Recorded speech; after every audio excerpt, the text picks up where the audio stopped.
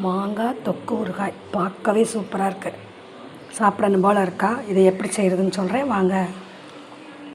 வணக்கம் மக்களே. இன்றைக்கி நம்ம மாங்காய் தொக்கு ஊறுகாய் செய்ய போகிறோம். அதுக்கு இந்த மாங்காயில் உள்ள தோலை எல்லாம் சீவணும். வாங்க சீவுவோம். நல்லா இப்படி தோலெல்லாம் சீவிட்டேன். இப்போ இதில் வச்சு அவலத்தையும் துருவுவோம்.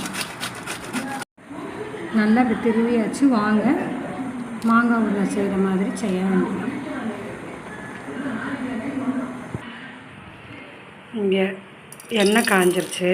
இதில் கடுகு உளுந்து போட்டுட்டு அது பொரிஞ்ச உடனே நம்ம மாங்காய் துருவி வச்ச மாங்காவை போட்டுறாங்க. இங்கே ஒரு கல் வெறுமனை எண்ணெய் ஊற்றாமல் வச்சு இதில் 2 வெந்தயம் 2 கடுகு போட்டு வறுக்கணும். பெருங்காயத்தூள் போட்டு இப்போ இதில் மாங்காய் போட்டு நல்லா வதக்கணும். இந்த 2 போட்டு நல்லா வறுத்துட்டேன். இதை நுணுக்குவோம் ஆறின உடனே. இதில் இப்போ உப்புத்தூள் போட்டேன். நீ மிளகாய் தூளும் போட்டாங்க. இதை பொடிச்சு வச்சதை போட்டு நல்லா கிண்டிட வேண்டியதான். கிண்டி எண்ணெய் பிரியவும் அமர்த்திட வேண்டியதான்.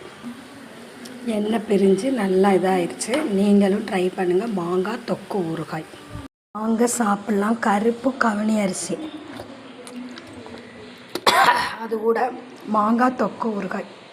பார்க்கவே ஆசையாக இருக்கிற இந்த மாங்காய் தொக்கு ஊறுகாய் எப்படி செய்கிறதுன்னு சொல்கிறேன் வாங்க. அப்போ சூப்பர், வேறு லெவலில் இருக்கும்.